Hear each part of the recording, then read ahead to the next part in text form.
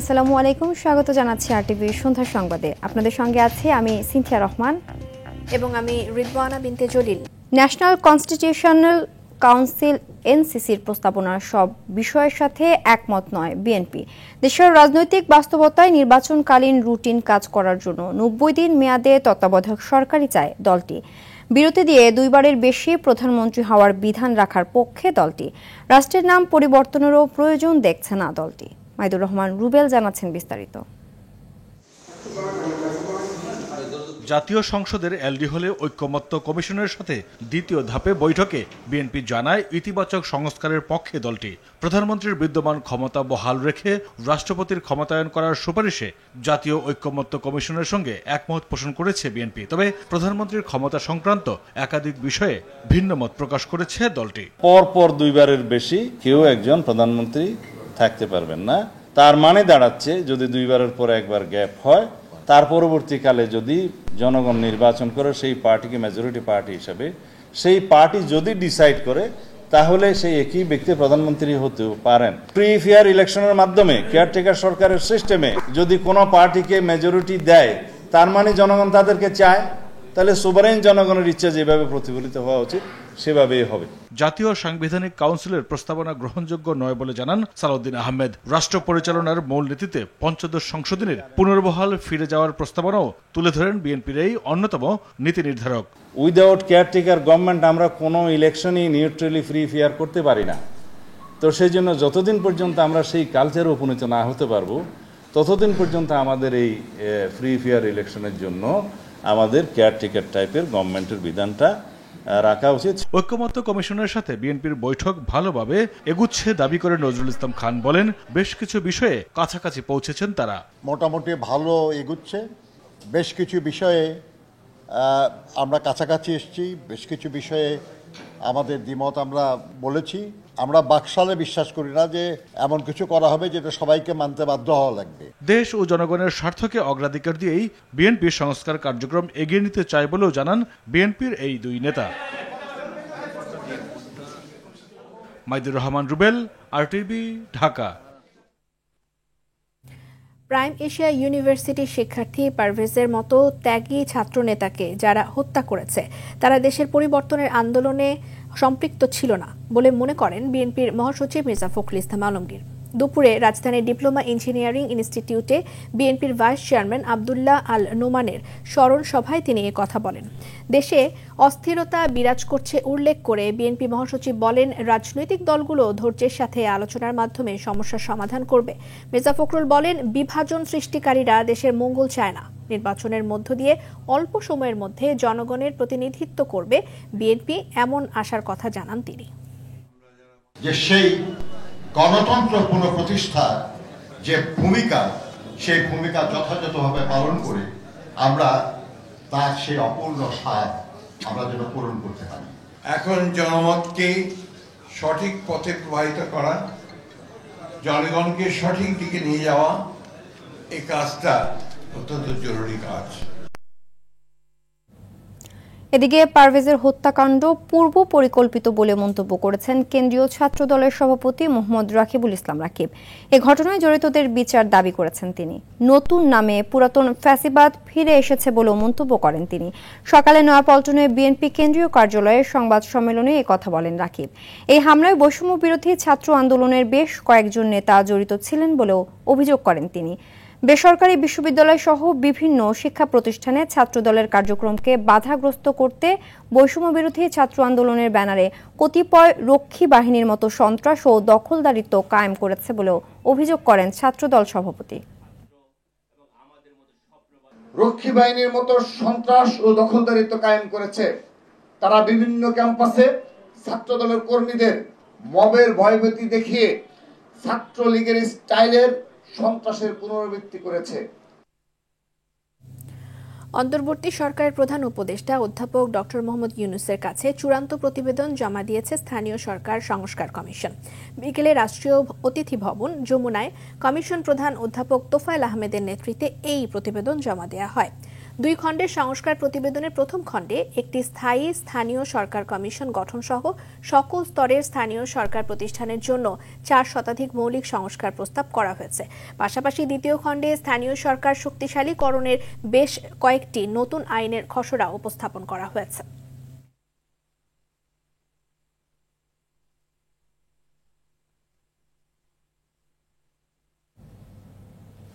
যৌক্তিক ও গুণগত সংস্কার শেষে নির্বাচন করতে প্রধান নির্বাচন কমিশনার এএমএম নাসির উদ্দিনকে অনুরোধ করেছে জাতীয় নাগরিক পার্টি।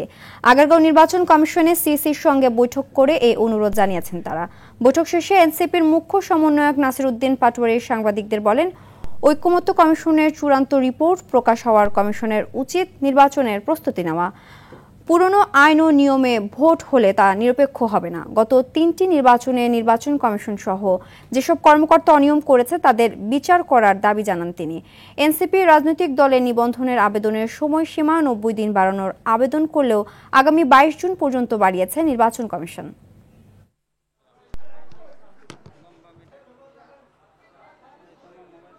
সংস্কারের প্রত্যেকটি রিপোর্টের পাতা বাই পাতা, ওয়ার্ড বাই ওয়ার্ড এর প্রয়োগের মধ্য দিয়েই আগামীতে একটি ইলেকশনে যেতে হবে।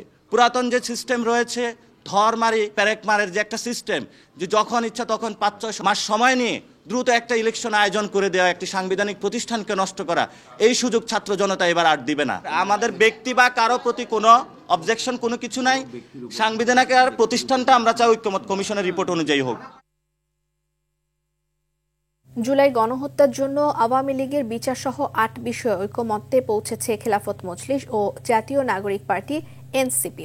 অন্যান্য প্রস্তাবের মধ্যে রয়েছে শহীদদের সাংবিধানিক স্বীকৃতি, শাপলা পিলখানা সহ গেল 15 বছরের সব হত্যাকাণ্ডের দ্রুত বিচার এবং ঐকমত্যের ভিত্তিতে জুলাই সনদ প্রণয়ন করে নির্বাচনের ব্যবস্থা।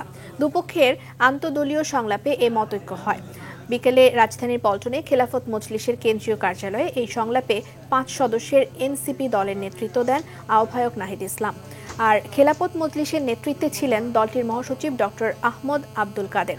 রাজনৈতিক দলগুলোর মধ্যে মতানৈক্য থাকলেও ফ্যাসিবাদ মোকাবেলায় প্রয়োজনে যুগপৎভাবে মাঠে নামবেন বলে জানান নাহিদ ইসলাম।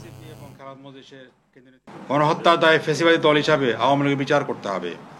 বিচার শেষ না হওয়া পর্যন্ত আওয়ামী লীগের নিবন্ধন স্থগিত করতে হবে ও আওয়ামী লীগের রাজনৈতিক ও সাংগঠনিক কার্যক্রম নিষেধাজ্ঞা আরোপ করতে হবে। মৌলিক সংস্কারের জন্য ঐকমত্যের ভিত্তিতে জুলাই সনদ প্রণয়ন করে দ্রুত সময়ের মধ্যে নির্বাচনের ব্যবস্থা করতে হবে। আমরা মনে করি না রাজনৈতিক দলগুলোর মধ্যে এমন কোনো অনৈক্য তৈরি হয়েছে যার সুযোগ আসলে ফ্যাসিবাদী শক্তি নিতে পারে।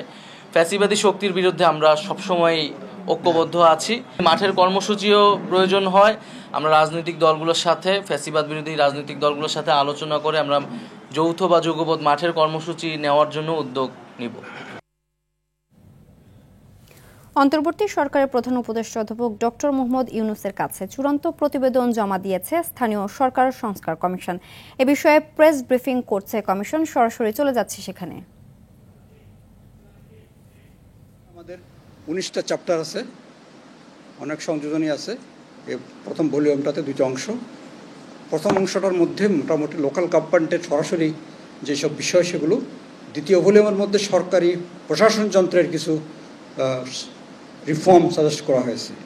এগুলো মিলে আমাদের প্রথম এবং দ্বিতীয় অংশ প্রথম খণ্ডের, আর দ্বিতীয় খণ্ড হচ্ছে সম্পূর্ণভাবে আইন। তো যদি আমরা কি সাজেশনসের প্রবলেমের মধ্যে আসি বা রিকমেন্ডেশনসের মধ্যে আসি, আপনারা এখানে বসা থাকালীন সময় ইনফর্মালি আপনাদের অনেকের সাথে কিছু কিছু আলাপ ছালাপ হয়েছে। তাতে দেখি যে প্রেসের একটা ইয়েটা না ওই সূচি ইলেকশন সম্পর্কে জানতে চাই। আমি ইলেকশনের কথাটা পরে আসবো, কারণ এটাকে দিয়ে অন্য সব আলোচনাকে ডেকে ফেলা হয়। সুতরাং আমি মূল সংস্কারগুলো না করে ইলেকশন করলে কোনো লাভ হবে না। লোকাল গভর্নমেন্ট ইলেকশন অনেকে চান বা বলেন, আমরাও চাই, কিন্তু ইলেকশনের প্রশ্ন আসলে আগে সংস্কার না করে কোনো ইলেকশন করলে কোনো লাভ হবে না।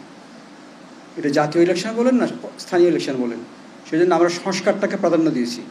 সংস্কার করার পরে আপনি ইলেকশন করেন, কোনো অসুবিধা নেই। তো আমাদের যদি চ্যাপ্টার ওয়াইজ যদি আমরা এই রিপোর্টগুলো ওয়েবসাইটে দিয়ে দেবো, আজকে রাত্রে থেকে আপনারা পাবেন, ওয়েবসাইটে দিয়ে দেবো, ওয়েবসাইট সম্পর্কে বলবো কোনো ওয়েবসাইটে পাবেন।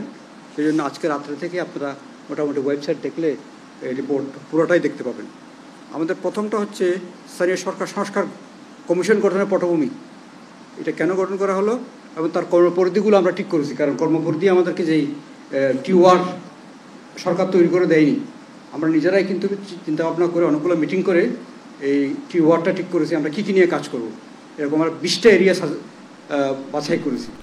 এই 20টা এরিয়ার উপরে কিন্তু আমরা কাজ করেছি এবং আলাদা আলাদা চ্যাপ্টারের মধ্যে বিষয়গুলোকে অ্যাড্রেস করেছি। একটা হচ্ছে পূর্বতন যেসব কমিশন ছিল, আমাদের আগে লোকাল গভর্নমেন্ট কমিশন কিন্তু আরও 3টা কাজ করেছে। এটা হচ্ছে নজমুল হুদা commission, Rahmat Ali commission, Shawkat Ali commission, সেই কমিশনের সুপারিশগুলো। আর এখন এই সরকারের আমলে যে কমিশনগুলো অলরেডি রিপোর্ট দিয়েছে 6টা কমিশন, তাদের রিপোর্টের মধ্যে লোকাল গভর্নমেন্ট নিয়ে কী বলা হয়েছে সেগুলো আমরা এখানে একটা সামারি করেছি। তারপরে আসছে যে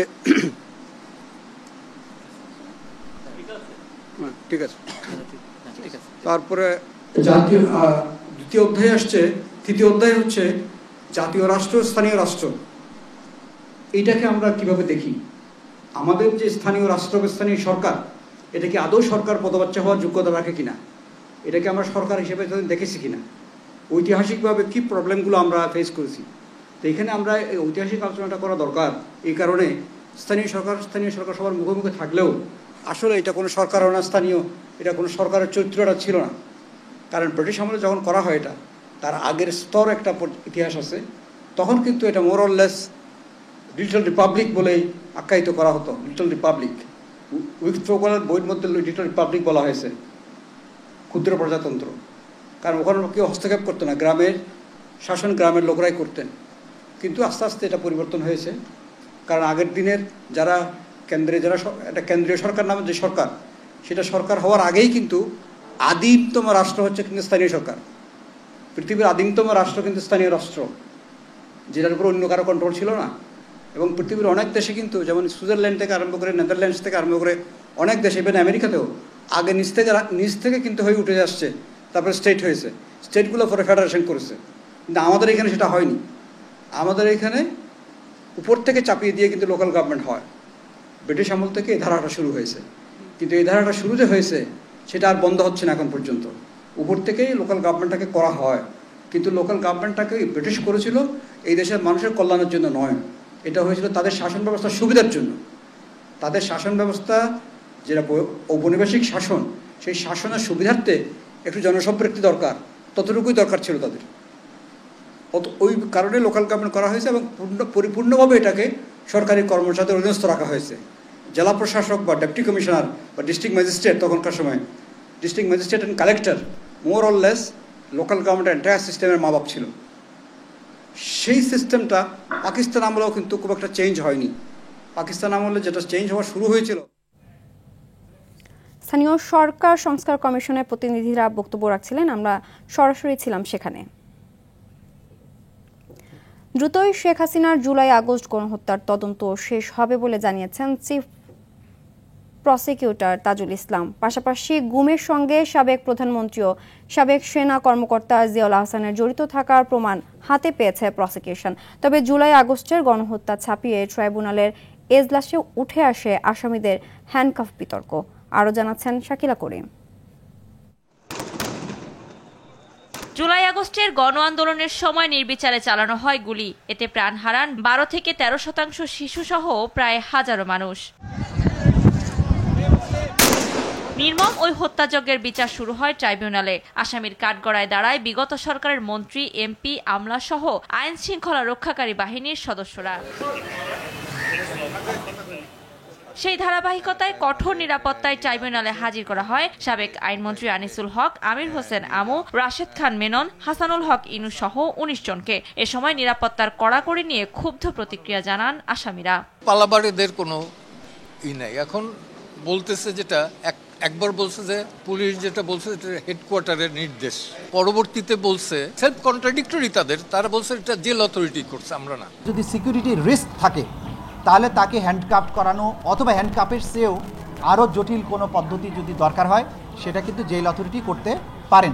হাসানুল হক ইনু সাহেব, শাহজাহান খান সাহেব এবং জিয়াউল আহসান সাহেব তারা খুবই আনরুলি আচরণ করেছেন, হুমকি দিয়েছেন, নির্বংশ করার কথা বলেছেন। চিফ প্রসিকিউটর জানান, যে কোনো সময় শেষ হবে শেখ হাসিনার বিরুদ্ধে দায়ের করা জুলাই আগস্টের গণহত্যা মামলার তদন্ত।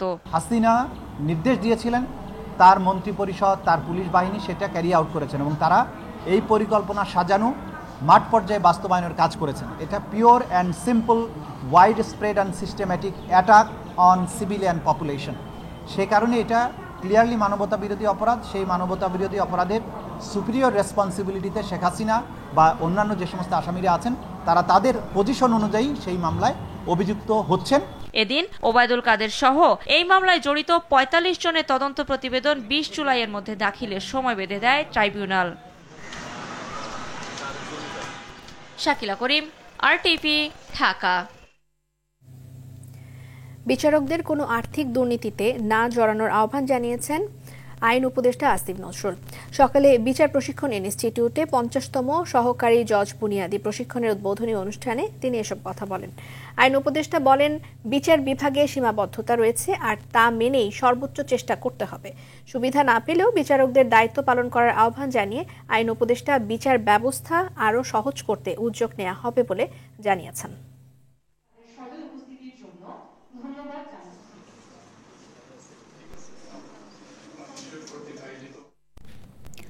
দেশের জনগণকে নির্বিঘ্ন ঈদুল ফিতর উপহার দেয়ায় সংশ্লিষ্ট কর্মকর্তাদের অভিনন্দন জানিয়েছেন প্রধান উপদেষ্টা ডক্টর মোহাম্মদ ইউনূস।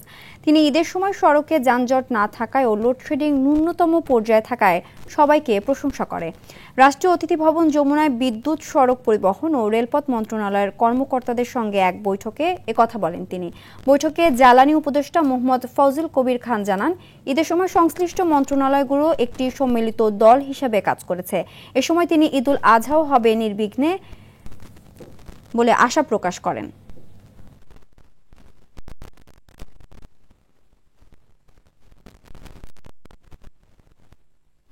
চট্টগ্রাম বন্দরের সক্ষমতা বাড়াতে ১৩,৫০০ কোটি টাকা ব্যয়ে বে টার্মিনাল নির্মাণ প্রকল্প সহ ২৪,২৪৭ কোটি টাকা ব্যয়ে ১৬টি প্রকল্পের অনুমোদন দিয়েছে জাতীয় অর্থনৈতিক পরিষদ নির্বাহী কমিটি একনেক। পরিকল্পনা কমিশনের এনইসি সম্মেলন কক্ষে প্রধান উপদেষ্টার সভাপতিত্বে অনুষ্ঠিত সভায় এই অনুমোদন দেওয়া হয়। পরে পরিকল্পনা উপদেষ্টা ওয়াহিদ উদ্দিন মাহমুদ জানিয়েছেন, এর মধ্যে সরকারি অর্থায়ন, প্রকল্প ঋণ এবং সংস্থার নিজস্ব অর্থায়নের মাধ্যমে প্রকল্প বাস্তবায়নের কথা। পায়রা সমুদ্র বন্দর ব্যর্থ হয়েছে উল্লেখ করে পরিকল্পনা উপদেষ্টা বলেন, এটা সমুদ্র বন্দরও হবে না, খালের বন্দরও হবে না।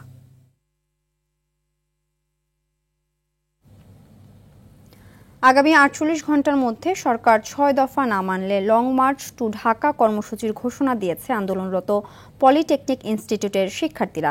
দুপুরে রাজধানীর আগারগাঁওয়ে সরকারি মহিলা পলিটেকনিক ইনস্টিটিউটে ৬ দফা দাবি আদায়ে পূর্ব ঘোষিত মহাসমাবেশ থেকে এ ঘোষণা দেন তারা। ঢাকার বাইরে দেশের অন্যান্য পলিটেকনিক ইনস্টিটিউটে মহাসমাবেশ থেকে একই কর্মসূচি পালনের ঘোষণা দেয় শিক্ষার্থীরা। বিস্তারিত দীপ্তচন্দ্র পালের প্রতিবেদনে।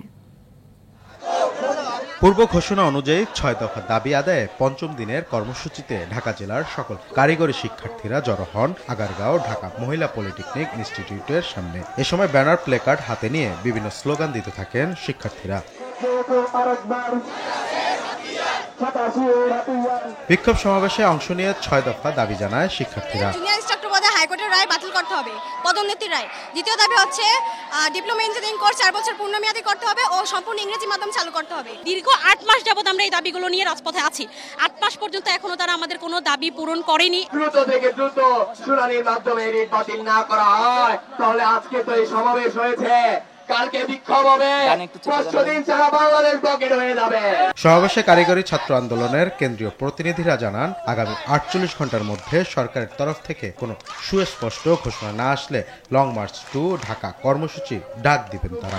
৪৮ ঘন্টার ভিতরে আমাদের এই যৌক্তিক দাবির আমাদের ততটুকুই দিন, আমরা তো অতিরিক্ত চাইছি না। ৪৮ ঘন্টায় আলটিমেটাম দিলাম, ইনশাআল্লাহ ৪৮ ঘন্টার পর আমরা লং মার্চ টু ঢাকা পালন করবো ইনশাআল্লাহ। এদিকে বরিশাল, খুলনা, যশোর, রাজশাহী, কুমিল্লা, সিরাজগঞ্জ, লক্ষ্মীপুর, ফরিদপুর, ময়মনসিংহ সহ সারা দেশে মহাসমাবেশ করে পলিটেকনিক শিক্ষার্থীরা। আমরা এসএসসি কমপ্লিট করে ডিপ্লোমা 4 বছর কোর্স কমপ্লিট করার পর আমরা 10ম গ্রেডে চাকরিতে পাই। দীর্ঘ 8 মাস ধরে 6 দফা দাবি নিয়ে আন্দোলন করে যাচ্ছে কারিগরি ছাত্র আন্দোলনের ব্যানারে পলিটেকনিক ইনস্টিটিউটের শিক্ষার্থীরা। পরিস্থিতি নিয়ন্ত্রণে সতর্ক অবস্থানে ছিলেন আইন শৃঙ্খলা বাহিনীর সদস্যরা। দীপ্তচন্দ্র পাল, RTV, ঢাকা। আগামী 24 ঘন্টার মধ্যে খুলনা প্রকৌশল ও প্রযুক্তি বিশ্ববিদ্যালয়ের উপাচার্যের পদত্যাগের আলটিমেটাম দিয়েছে শিক্ষার্থীরা। অন্যথায় আগামীকাল বিকেল 3টা থেকে আমরণ অনশনের কর্মসূচি ঘোষণা করেছেন তারা। দুপুরে স্টুডেন্ট ওয়েলফেয়ার সেন্টারে সংবাদ সম্মেলন করে শিক্ষার্থীরা এই ঘোষণা দেন। 6 দফা দাবি থেকে কেন উপাচার্যের পদত্যাগের 1 দফা দাবিতে এসেছেন তার ব্যাখ্যা দেন শিক্ষার্থীরা। অপরদিকে শিক্ষকরা বলছেন ছাত্রদের 5 দফা মেনে নেওয়া হয়েছে, তারপরও অনিয়মতান্ত্রিকভাবে আন্দোলন করছেন তারা। আমরা সবাই একমত আছি। আমাদের যে কুয়েটের ইন্টারনাল সম্মানিত প্রফেসরদেরকে দাঁড় করানো হলো, আমরা মনে করি এই ভিসি আমরা 2 মাস ধরে এখানে আন্দোলন করেছি। আমরা এখন 1 দফার দাবিতে ভিসি অপসারণের দাবিতে ইন্টারিমের কাছে যে আমরা বলতে চাই যে আমরা 1 দফার দাবিতে অনশনে বসছি। আওয়ামী লীগের আমলে গুম হওয়া স্বজনদের খোঁজে মানববন্ধন করেছে গুমের শিকার পরিবারগুলোর সংগঠন মায়ের ডাক। গুমের সঙ্গে জড়িতদের বিচার এবং দৃষ্টান্তমূলক শাস্তিও দাবি করেন তারা। রোববার সকালে হাইকোর্ট মাজার গেটে শতাধিক স্বজন এতে অংশ নেন। মানববন্ধনে বক্তারা বলেন, শেখ হাসিনা পতনের 8 মাস পেরিয়ে গেলেও এখনও চিহ্নিত খুনিদের বিচার করা হয়নি। যারা গুম খুনের মাস্টার মাইন্ড তারা 5 অগস্টের পরে ক্যান্টনমেন্ট থেকে পালিয়ে গেছে বলেও অভিযোগ করেন তারা। তাদের পালিয়ে যেতে সহায়তাকারীদেরও বিচারের আওতায় আনতে হবে বলে দাবি জানানো হয় মানববন্ধনে। আর এ সময় দ্রুত গুম হওয়া ব্যক্তিদের ফেরত চান স্বজনরা। এই ইস্যুতে অন্তর্বর্তী সরকারের কার্যক্রমে তারা খুশি না উল্লেখ করে ন্যায্য বিচার দাবি করেন তারা।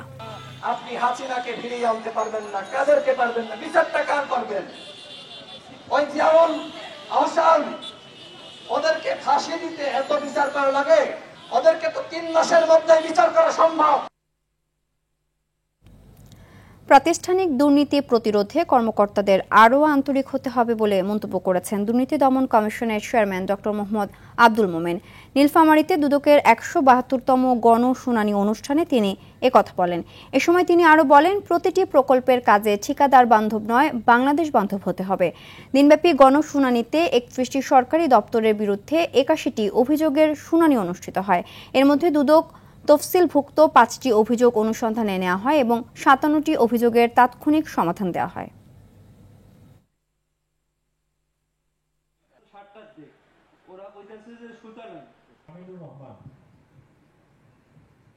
আমাদের সমাজের রন্ধ্রে রন্ধ্রে দুর্নীতি, এটা আমাদের অস্বীকার করলে হবে না। এই দুর্নীতি অপসারণ আমাদেরই করতে হবে। এটা যদি না করতে পারি, আমরা আমাদের সন্তান সন্ততিদের জন্য একটা খারাপ পৃথিবী রেখে যাব। সেটা আমাদের জন্য খুব দুর্ভাগ্যের ব্যাপার হবে।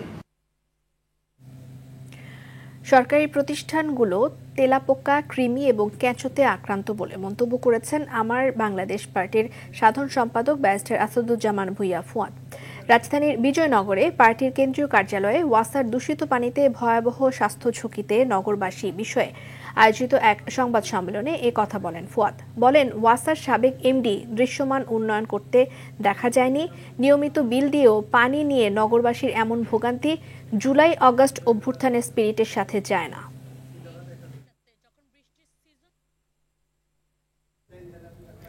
আইন শৃঙ্খলার অবনতিতে বাড়ছে নারী শিশু নির্যাতন। নারী অধিকার কর্মীরা বলেন, অভ্যুত্থান পরবর্তী নাজুক আইন শৃঙ্খলার সুযোগে নিপীড়করা বেপরোয়া হয়েছে। চলতি বছর প্রথম 2 মাসে অন্তত 294 জন নারী ও শিশু নিপীড়নের শিকার হন। মার্চ মাসে প্রায় প্রতিদিনই ধর্ষণের মতো পাশবিক নির্যাতনের খবর গণমাধ্যমে এসেছে। সাদিয়া কানিজের রিপোর্ট। মাগুরায় বেড়াতে গিয়ে 6 মার্চ বোনের শ্বশুর, ভাসুর আর ভগ্নিপতির হাতে ধর্ষণের শিকার হয় 8 বছরের শিশু। ছোট্ট শরীর এমন পাশবিকতা সহ্য করতে না পেরে 7 দিন মৃত্যুর সঙ্গে লড়ে না ফেরার দেশে পাড়ি জমায় সে। ঘটনার পর ফুঁসে ওঠে দেশ। দ্রুত বিচারের দাবিতে আন্দোলনে নামে বিভিন্ন শ্রেণী পেশার মানুষ। অন্তর্বর্তী সরকার নারী ও শিশু নির্যাতন দমন সংশোধন আইন অনুমোদন করে, তারপরও নিপীড়ন থেমে থাকেনি। 22 মার্চ সেই মাগুরাতেই ধর্ষণের শিকার হয় 7 বছরের আরেক শিশু। বরগুনায় কন্যা ধর্ষণের বিচার চেয়ে মামলা করার 1 সপ্তাহের ব্যবধানে খুন হন পিতা। আইন ও সালিশ কেন্দ্রের তথ্য বলছে চলতি বছর জানুয়ারি ফেব্রুয়ারি 2 মাসেই ধর্ষণের শিকার হয়েছে 140 জন নারী ও শিশু। সংঘবদ্ধ ধর্ষণের শিকার 34। একটা হচ্ছে আইন শৃঙ্খলা পরিস্থিতি অবনতি, একটা হচ্ছে নারী শিশুদের অপপ্রচার, আর একটা হচ্ছে আইনের দ্বারস্থ হওয়ার সুযোগটাও আরও সীমিত হয়ে গেছে। এই সব কিছু মিলিয়ে আজকে আমরা এই সিচুয়েশনে পৌঁছেছি। এটা কিন্তু সমাজের একটা চিত্র বহন করছে, কাজে এই সমাজের চিত্রটা পরিবর্তন করার দায়িত্ব কিন্তু সকলের। শিশুদের সহজে ফাঁদে ফেলা যায় বলে তাদের উপর পাশবিক নির্যাতনের সংখ্যা বাড়ছে। পুরুষ মানুষ এখন একটা বড় মেয়েকে যে ধর্ষণ করতে যায় তাহলে তো ঝামেলায় পড়বে, এই জন্য বাচ্চা মেয়ে হাতে কাছে পাচ্ছে তাকে ধর্ষণ করছে। পুরুষের মধ্যে যে একটা তার আধিপত্য বিস্তারের একটা টক্সিক মাস্কুলানিটির একটা শক্তি জাগ্রত হয়েছে, সেই শক্তিটা কিন্তু সমাজটাকে নষ্ট করছে। বছরের প্রথম 2 মাসে পুলিশের কাছে নারী নিপীড়নের মামলা হয়েছে 2870টি। এর বাইরে অনেক ঘটনায় থেকে গেছে অগোচরে। এখন কোনো ঘটনা ঘটছে, আমরা তাৎক্ষণিক খবর পাই, তখন আমরা সাথে সাথে সেখানে আমাদের পুলিশ অফিসার পাঠিয়ে বা ফোর্স পাঠিয়ে আমরা সেটির ব্যবস্থা নিয়ে থাকি। এর পাশাপাশি আমরা সেখানে যাওয়ার পর ভিকটিমের যে নিরাপত্তা সেটিকে নিশ্চিত করা হয়ে থাকে। যদি কোনো নারী ভিকটিম বা শিশু যদি থানায় যায় তখন তাকে আলাদাভাবে শোনা, এই কাজগুলো কিন্তু আমাদের যে থানার যে নারী অফিসার বা পুলিশ সদস্য রয়েছে তারা কিন্তু এটি ডেডিকেটেডলি কাজটি করে থাকে।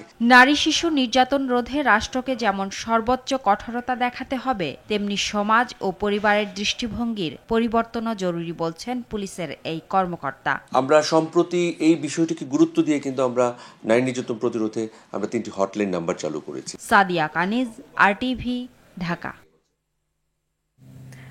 ভূগর্ভে পানির স্তর নিচে নেমে যাওয়ায় ফেনীতে 1 লাখ নলকূপ দিয়ে পানি ওঠে না, ফলে বিশুদ্ধ পানির তীব্র সংকট দেখা দিয়েছে।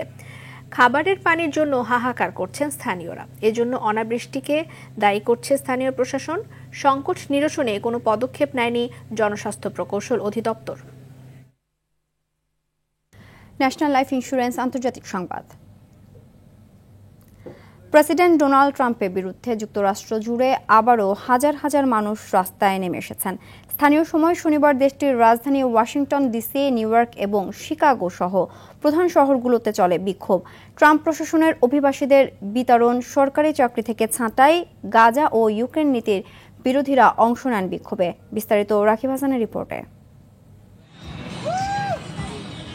যুক্তরাষ্ট্রে স্থানীয় সময় শনিবার প্রেসিডেন্ট ডোনাল্ড ট্রাম্পের সাম্প্রতিক কর্মকাণ্ডের প্রতিবাদে আবারও বিক্ষোভে নেমেছে দেশটির সাধারণ মানুষ।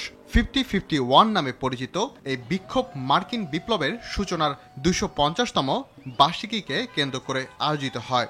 এর অর্থ 50টি প্রতিবাদ, 50টি অঙ্গরাজ্য, একটি আন্দোলন। হোয়াইট হাউসের সামনে বিক্ষোভকারীরা হাতে প্লাকার্ড তুলে ধরেন। লেখা ছিল, শ্রমিকের হাতে ক্ষমতা চাই, রাজতন্ত্র নয়, ইসরায়েলকে অস্ত্র দেয়া বন্ধ করো ও ন্যায় বিচার চাই। কোন কোন বিক্ষোভকারীকে ফিলিস্তিনি পতাকা ওড়াতে এবং ফিলিস্তিনি রুমাল কেফিয়ে গলায় জড়াতে দেখা গেছে। তারা ফিলিস্তিনিদের নির্বিচারে হত্যার প্রতিবাদ জানান। অনেকে ফ্রি প্যালেস্টাইন বা ফিলিস্তিন মুক্ত বলে স্লোগান দেন। বিক্ষোভকারীদের কাউকে কাউকে ইউক্রেনের পতাকা বহন করতে দেখা গেছে। তারা রাশিয়ার প্রেসিডেন্ট ভ্লাদিমির পুতিনের প্রতি আরো কঠোর হতে ওয়াশিংটনের প্রতি আহ্বান জানান। বিক্ষোভকারীদের অভিবাসীদের সমর্থনে এবং ট্রাম্প প্রশাসনের অভিবাসীদের বের করে দেওয়ার বিরুদ্ধে স্লোগান দিতে দেখা যায়। যেসব বিশ্ববিদ্যালয় ট্রাম্প প্রশাসনের তহবিল কমিয়ে বা বন্ধ করে দেওয়ার হুমকিতে আছে, বিক্ষোভকারীরা তাদের প্রতিও সংহতি জানিয়েছেন। গত জানুয়ারিতে ক্ষমতা গ্রহণের পর থেকে গুরুত্বপূর্ণ কিছু নীতি গ্রহণ করেছে ডোনাল্ড ট্রাম্প। নতুন গঠন করা সরকারি দক্ষতা বিভাগের দায়িত্ব দেন ইলন মাস্ককে। এরপর থেকে তার দল কেন্দ্রীয় সরকারের 23 লাখ কর্মচারীর মধ্যে 2 লাখের বেশি পদ শূন্য করেছে। রাকিব হাসান, RTV। একতরফা যুদ্ধবিরতি ঘোষণা করলেও ইউক্রেনে রাশিয়ার হামলা অব্যাহত রয়েছে বলে অভিযোগ করেছেন ইউক্রেনীয় প্রেসিডেন্ট ভলোদিমির জেলেনস্কি। খ্রিস্টানদের ধর্মীয় উৎসব ইস্টার সানডে উপলক্ষে শনিবার ইউক্রেনে সাময়িক যুদ্ধবিরতির ঘোষণা দেন রুশ প্রেসিডেন্ট ভ্লাদিমির পুতিন। মস্কো জানায় ধর্মীয় উৎসবে মানবিক দিক বিবেচনায় এই সিদ্ধান্ত নেওয়া হয়েছে। আর এ সময় ইউক্রেনকে যুদ্ধবিরতির শর্ত মেনে চলার আহ্বান জানান রুশ প্রেসিডেন্ট। তবে পুতিনের একতরফা এই যুদ্ধবিরতি মানা হবে কিনা এ বিষয়ে কিছু জানায়নি ইউক্রেনীয় প্রেসিডেন্ট ভলোদিমির জেলেনস্কি।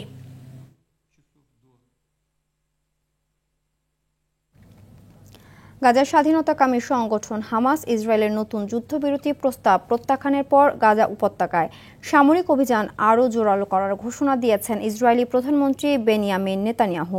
হামাসের কোনো ধরনের শর্ত মেনে গাজায় আগ্রাসন থামানো হবে না বলেও হুঁশিয়ারি দেন তিনি।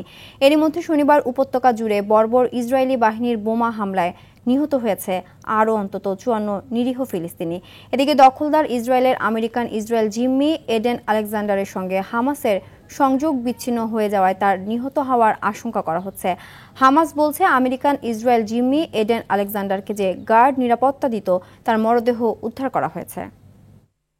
খেলার খবর। সারা দেশের 1600 দুস্থ ক্রীড়াবিদকে আর্থিক সহায়তা প্রদান করলেন যুব ও ক্রীড়া উপদেষ্টা আসিফ মাহমুদ সজীব ভূঁইয়া। রোববার জাতীয় ক্রীড়া পরিষদের অডিটোরিয়ামে এক অনুষ্ঠানের মাধ্যমে এই চেক প্রদান করেন তিনি। এ সময় ক্রীড়াঙ্গনের উন্নয়নে নেয়া নানা পদক্ষেপের কথা তুলে ধরেন ক্রীড়া উপদেষ্টা। শুটিং ফেডারেশনের অস্ত্র ও গোলাবারুদ জুলাই অভ্যুত্থানে ছাত্র জনতার ওপর ব্যবহার করা প্রসঙ্গে তার দেয়া বক্তব্যের বিষয়ে কথা বলেন তিনি। এছাড়া বিসিবিতে সম্প্রতি দুদকের অভিযানের বিষয়ে তিনি বলেন, দুর্নীতির বিষয়ে বর্তমান সরকার জিরো টলারেন্স নীতি গ্রহণ করেছে। এবং শুটিং ফেডারেশনের অ্যামুনিশন রাখার যে জায়গা সেখানে হামলা করে সেখান থেকে অস্ত্র লুটপাট করে নিয়ে গিয়ে জুলাই গণঅভ্যুত্থানে ছাত্র জনতার উপরে ব্যবহার করা হয়েছে। এই কনসার্নটা আমাদের কাছে এসেছে সরাসরি স্বরাষ্ট্র মন্ত্রণালয় থেকে এবং সেই জায়গা থেকে আমরা আরও ফার্দার এটা ইনভেস্টিগেশন করব যে কোথায় হয়েছে এবং কতটুকু হয়েছে। বিসিবি এবং বাফুফে এগুলো আসলে সর্বজন বিদিত যেই দুর্নীতিগুলো বিগত সময়ে হয়েছে। তো সেক্ষেত্রে বিসিবি কিছু ব্যবস্থা নিচ্ছে এবং দুদকও সেখানে ইয়ে করেছে। এটা বিসিবির ইন্টারনাল বিষয়। সন্ধ্যার সংবাদ এ পর্যন্তই। রাতের সংবাদ 11:15টায় দেখার আমন্ত্রণ রইল। ধন্যবাদ সবাইকে। ধন্যবাদ।